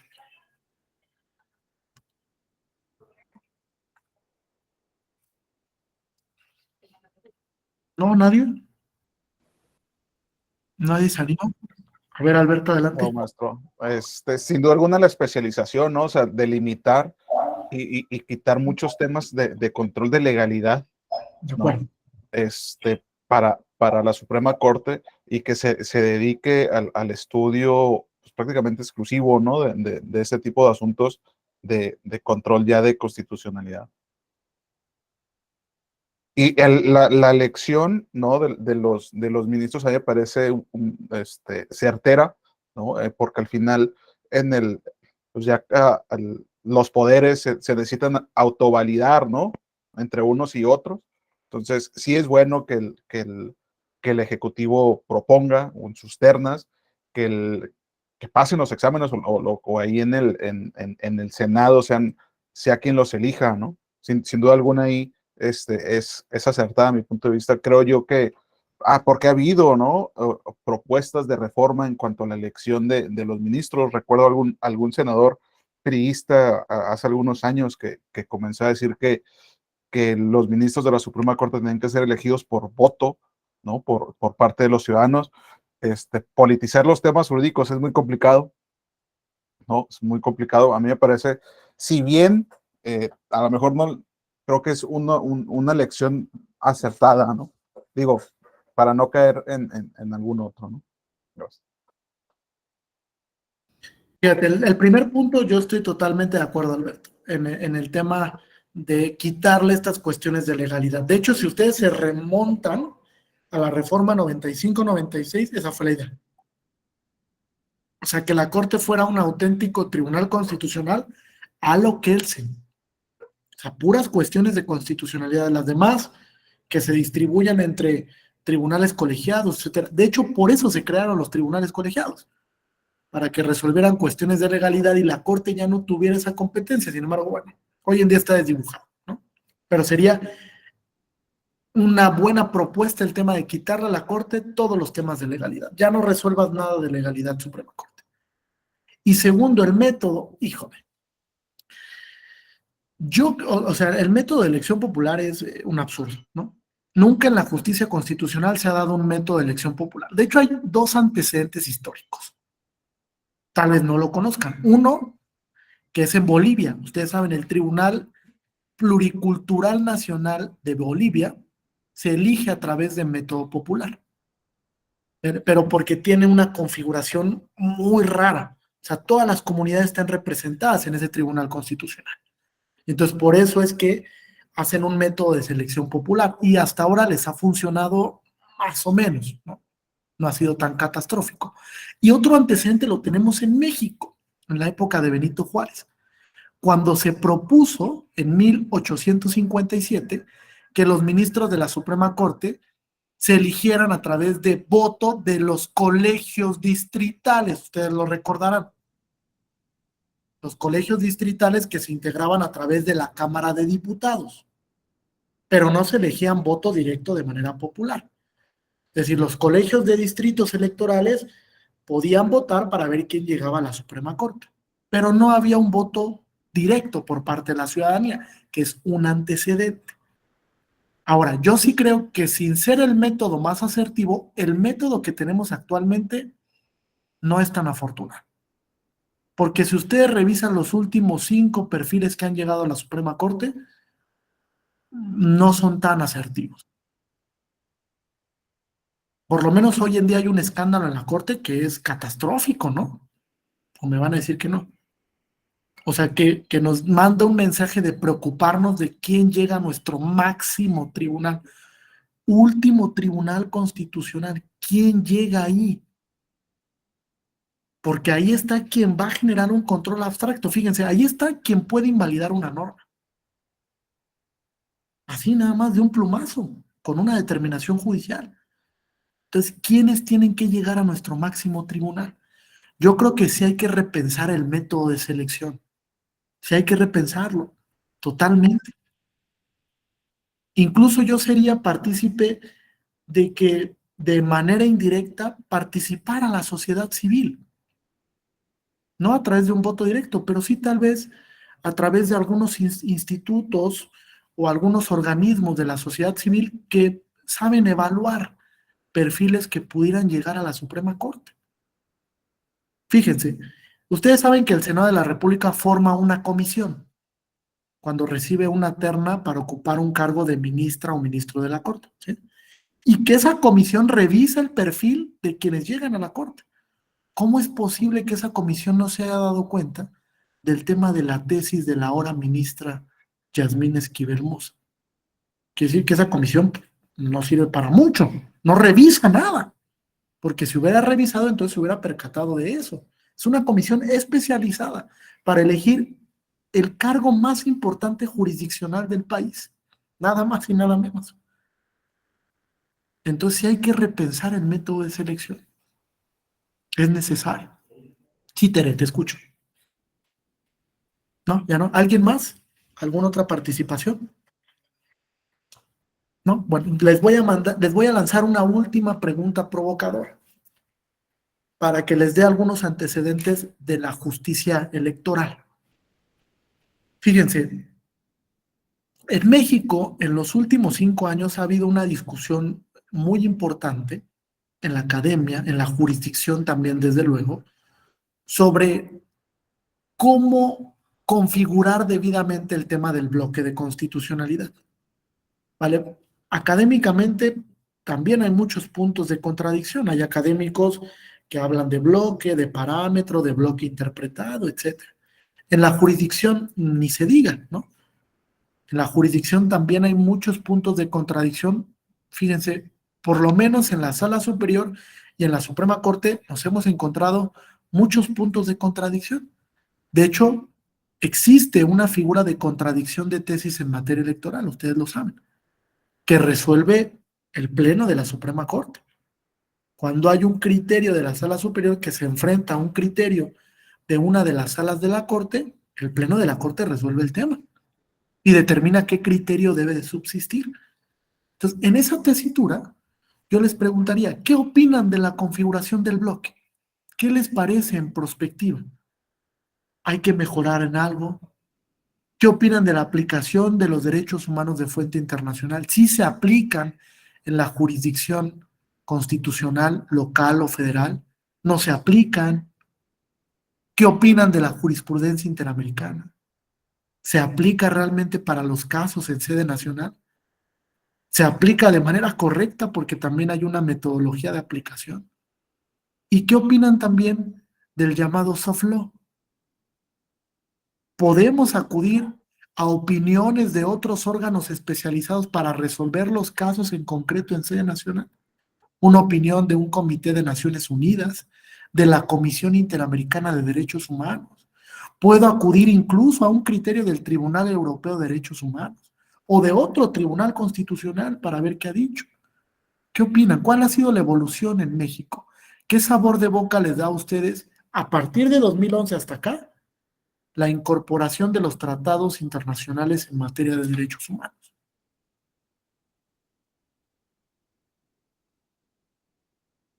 ¿Alguien? ¿Alguna participación?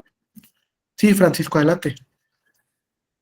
Bueno, pues por lo regular, el Estado mexicano siempre en el ámbito internacional fue de queda bien y pues hay un tratado, pues vamos a firmarlo, hay que ratificarlo, mándaselo al Senado. Y por igual en anteriores legislaturas, pues como ya lo había mandado el presidente, no se analizaba, cosa que es común en estos días. Y pues entonces, pues aprobamos, nos hizo la cuenta de 210 tratados en materia de derechos humanos y pues la gran mayoría pues se aprobaban nada más por la euforia de seguir aprobando sin ver las implicaciones de que pudiera haber alguna contradicción contra nuestra norma interna, contra nuestra constitución. Y ahorita que está en boga esta situación de la reforma que se da en junio del 2011, pues a razón de eso, pues ahora sí se están viendo las consecuencias de que tenemos que aplicar todo y analizar todo lo que en su momento no se analizó. Sí, fíjate, tan es así que estadísticamente todos esos tratados se suscribieron antes del 2011, o paradigmáticamente, ¿no? Después de la reforma del 2011, cuando ya supimos que sí tiene consecuencias el suscribir un tratado, pues el Estado mexicano dejó de suscribirlos. Que bueno, Francisco, con los 210 tenemos, de sobra. O sea, es un mundo impresionante. De hecho, la Corte tiene un buscador en materia de tratados internacionales temático, ¿no? Que les puede servir muchísimo para irse familiarizando con estos instrumentos que en muchas ocasiones amplían derechos más allá de lo que marca la Constitución. Entonces, me parece que sí es un punto relevante ahí también, porque tenemos también una ventana de oportunidad, ¿no? Fíjense, en menos de un mes se avecina el fallo contencioso de la Corte Interamericana sobre la prisión preventiva oficiosa. Menos de un mes, incluso ya lo anunció la Corte Interamericana la emisión de esta sentencia. ¿Qué repercusiones va a tener este fallo para el Estado mexicano? Más allá de si se declara o no la inconvencionalidad de la prisión preventiva oficiosa, ¿qué va a cambiar en México a partir de este fallo? Va a ser un estruendo tan impresionante como en el caso Radilla Pacheco. Me parece que sí.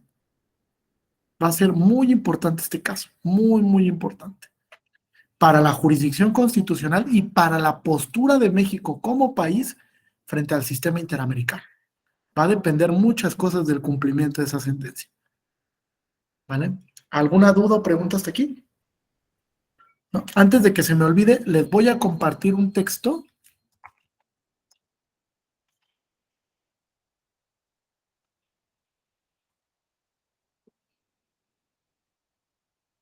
para que lo puedan consultar. Déjenme lo encuentro. Como nos va a tocar el módulo sobre casos en concreto en materia electoral, les comparto este libro que escribimos en la Escuela Judicial Electoral, que es sobre el control de convencionalidad en materia electoral. ¿Vale? Para que vienen algunos casos que son importantes de los orígenes de la aplicación del control en México, y yo me voy a centrar en los casos más recientes, es decir, casos del 2021 y del 2022 sobre la jurisdicción electoral y los derechos político-electorales. ¿Vale? Por lo menos 10 casos vamos a ver que son muy importantes para el tema del control constitucional y del control de convencionalidad. Bien, ahora, fíjense, en la actualidad tenemos un modelo de justicia electoral híbrido, ustedes lo saben. Y este modelo se da porque, pues, por una parte, tenemos una autoridad jurisdiccional a nivel federal que se encarga de resolver todos los medios de impugnación que se establecen en una ley general que tuvo un importante cambio a partir de un caso también de la Corte Interamericana. ¿Quién lo recuerda? Este caso de la Corte Interamericana. Sí, Alberto. ¿Es Castañeda Guzmán? Perfecto. A partir de Castañeda Guzmán contra México, vino toda una revolución al sistema de medios de impugnación en materia electoral y también a la actual Ley General de Instituciones y Procedimientos Electorales. Digamos que Castañeda Guzmán fue el clavo en el ataúd para modificar el JDC. A partir de ahí el JDC tuvo una efervescencia muy importante, empezó a servir no solo para resolver cuestiones propiamente electorales, sino también para temas de derechos democráticos.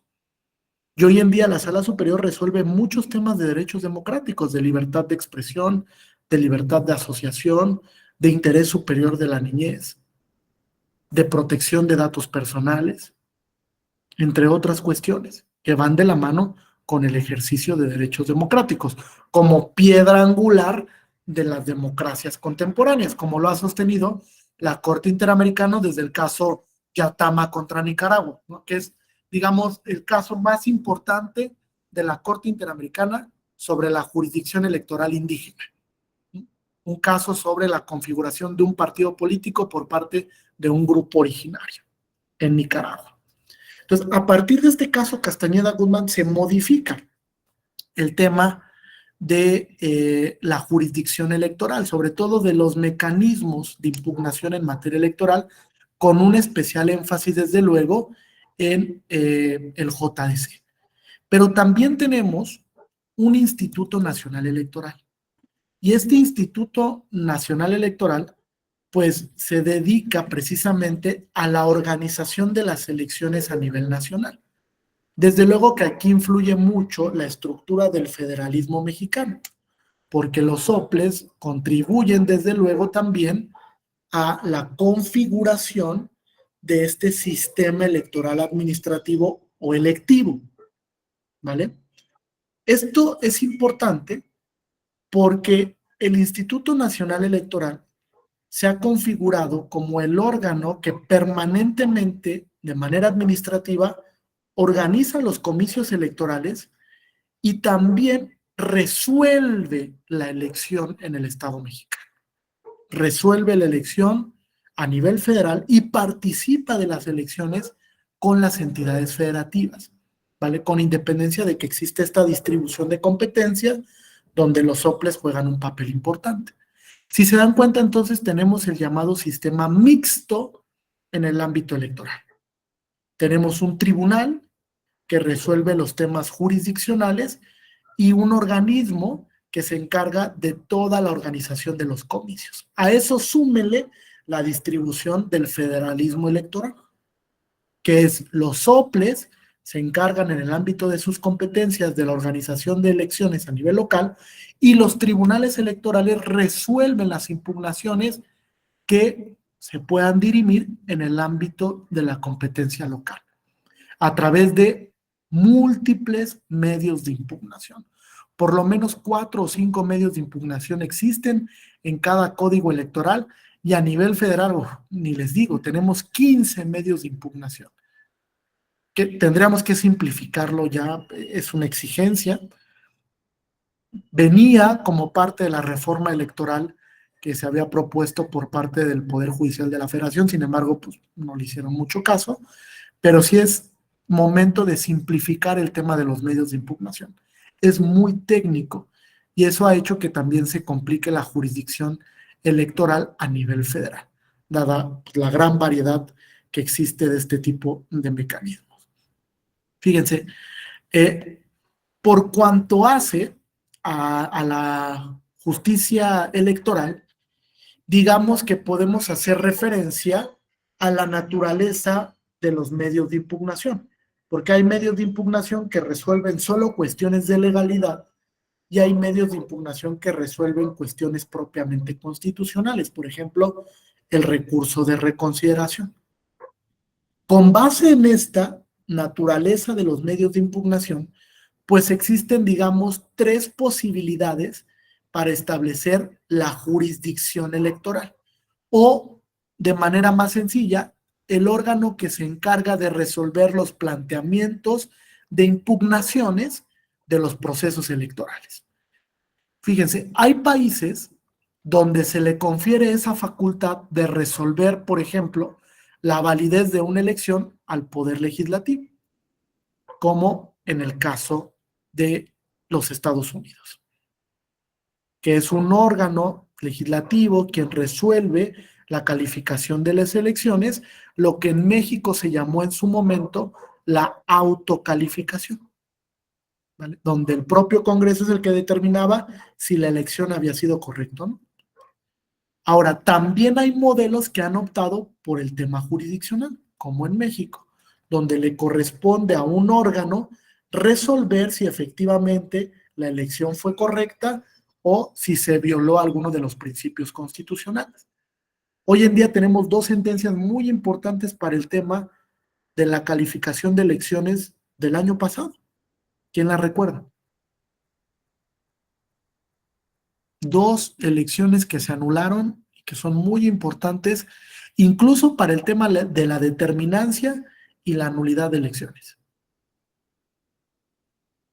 ¿No se acuerdan? Iliatenco, una de ellas, excelente, que fue por temas de violencia política por razón de género, y el otro, ¿se acuerdan?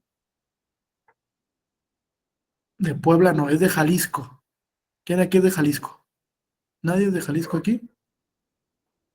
No. Bueno, tenemos el caso Tlaquepaque y el caso Tlatlaya, que también son temas de nulidad de elecciones que han venido a revolucionar muchísimo el tema de la nulidad, los alcances de la determinancia y a definir la nulidad por violación a principios constitucionales, que hoy en día es un tema que se discute muchísimo.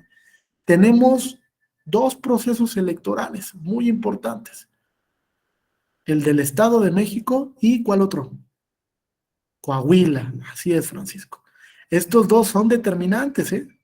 El del Estado de México, ustedes lo saben, el Estado de México es un bastión para la presidencia de la República. Entonces, esa elección va a ser muy importante y se avecinan muchas violaciones a principios constitucionales. Muchas.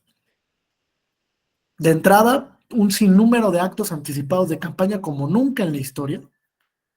Y de entrada porque pareciera que ya estamos en proceso electoral 2024, ¿no? Porque por ahí ya algunos que tienen aspiraciones políticas ya andan en plena campaña. Todavía ni siquiera inicia el proceso y ya están haciendo campaña. En lugar de preocuparse por las cosas que son relevantes para la ciudadanía. No voy a decir nombres porque ustedes saben quiénes son. Incluso esas impugnaciones empiezan a llegar ya a la justicia electoral federal. Y es un caso muy interesante porque nunca se había dado impugnaciones de actos anticipados tan anticipados, ¿no? O sea, se daban unos meses antes, un mes antes, pero un año antes no lo pensábamos, ¿no?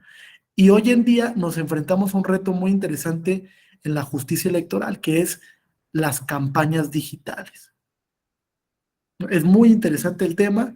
Hay un caso, el de los influencers, lo escucharon, desde luego, del Partido Verde Ecologista de México. Ese, en la sala superior, nos puso a parir chayotes, porque no es medible el tema. Y para el 2024 se avecina un tema muy interesante para la jurisdicción electoral en ese tópico en específico.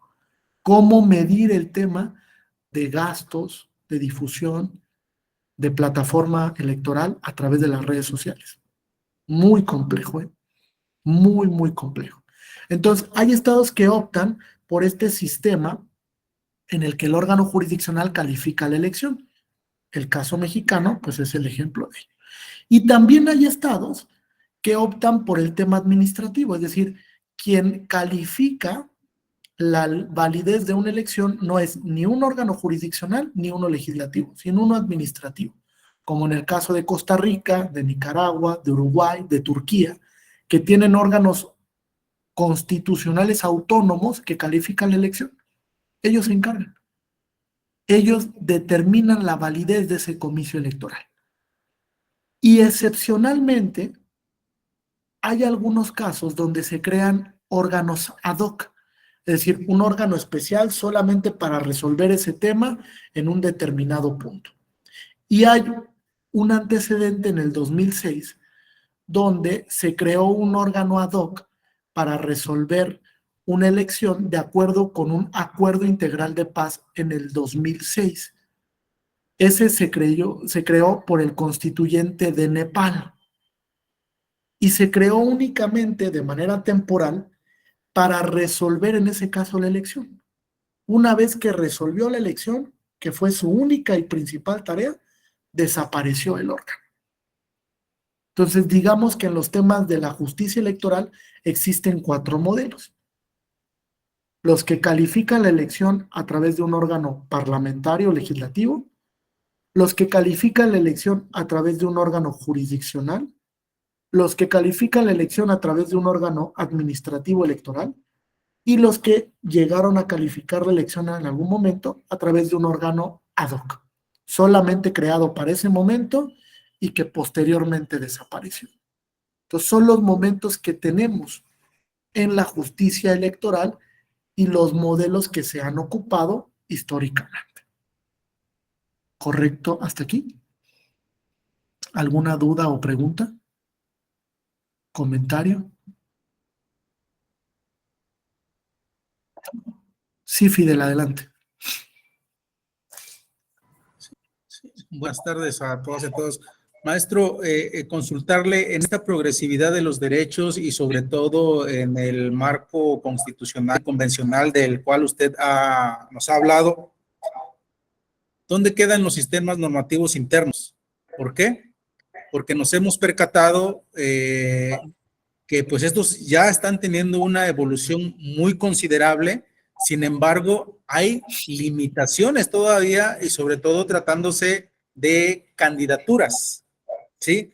Es decir, se tiene todavía esa restricción, considero, de que si la persona es indígena o no, ¿sí? Entonces, ¿hasta dónde de cierta manera constitucionalmente, ¿sí?, se ha avanzado en la cuestión de los sistemas normativos internos? Porque independientemente de que la Constitución política lo mencione ya como un derecho constitucional, pues se hace más, ahora sí, alarde a los convenios internacionales. Entonces, esa Claro. sería mi pregunta, maestro. Gracias. Sí, sobre todo el convenio 174 de la OIT, que es muy importante en el tema, pero ha habido un criterio de autocalificación, ¿eh? Y la jurisdicción electoral ha tratado de ser deferente en el tema, pero sí es muy, muy complejo.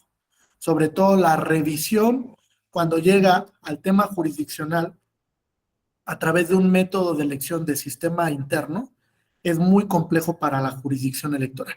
Incluso ha habido propuestas hoy en día para crear una jurisdicción indígena, para que solo se encargue de resolver ese tipo de temas, tomando en cuenta que pues, hoy ese tipo de sistemas pues están prevaleciendo de manera muy, muy importante, ¿no? Y hay muchas de las comunidades que tienen grupos originarios o étnicos que se rigen bajo ese tipo de sistemas.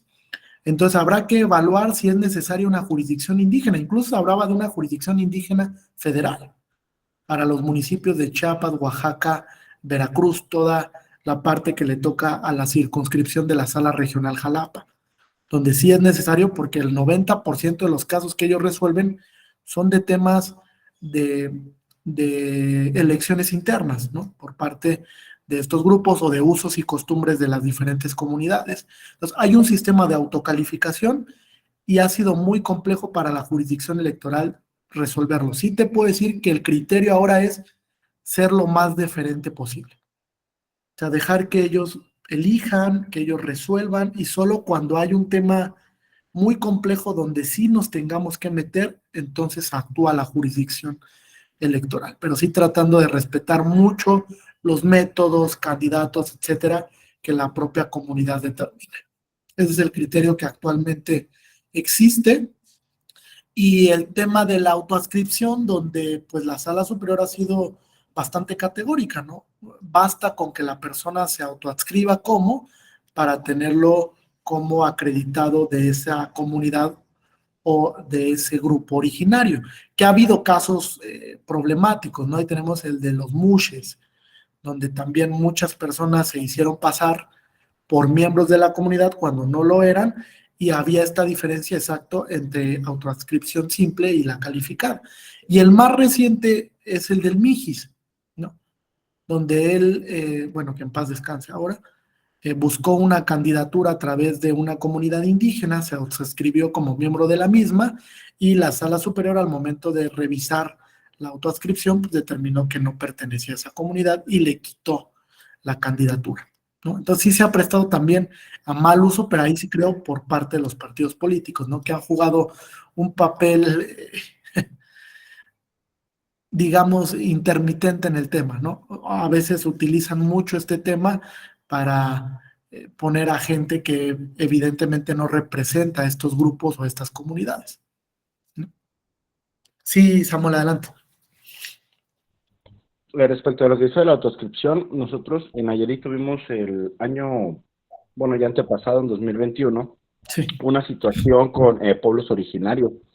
En un municipio serrano, se llama La Yesca, hubo una persona que, bueno, se hicieron las acciones afirmativas en que solo los partidos tendrían que postular a personas de origen indígena, y hubo una persona por la vía independiente que se postuló, es decir, bueno, le denominan mestizos, ¿no?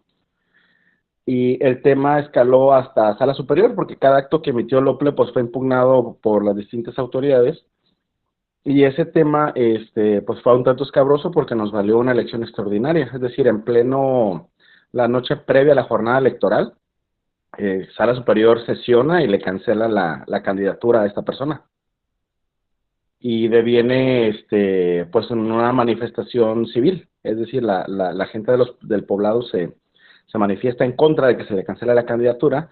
Sala Superior estableció el criterio de que en la autoinscripción calificada, ella, si bien demostraba tener vínculo con la comunidad, que ella estaba vinculada, más que vinculada porque ella vivía allá en la zona serrana, tenía convivencia con las tradiciones del pueblo huichol. Lo que ella no pudo demostrar es que efectivamente hablaba huichol.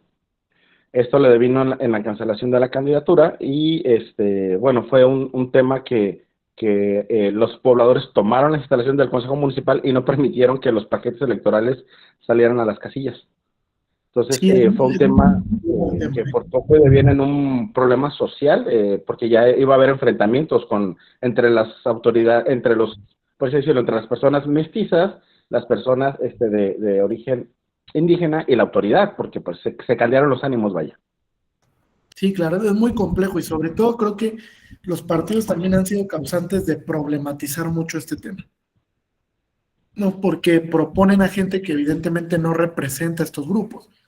Y entonces ahí es cuando viene un choque de intereses muy, muy fuerte. Vamos a ver aquí una resolución también sobre este tema que les va a gustar mucho, de la autoadscripción, que tiene que ver con el control de convencionalidad.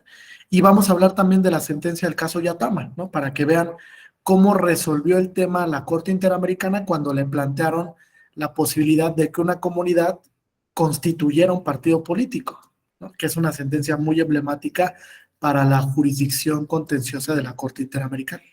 Entonces también vamos a dialogar sobre ese tema. ¿Algún otro comentario, duda, participación hasta aquí?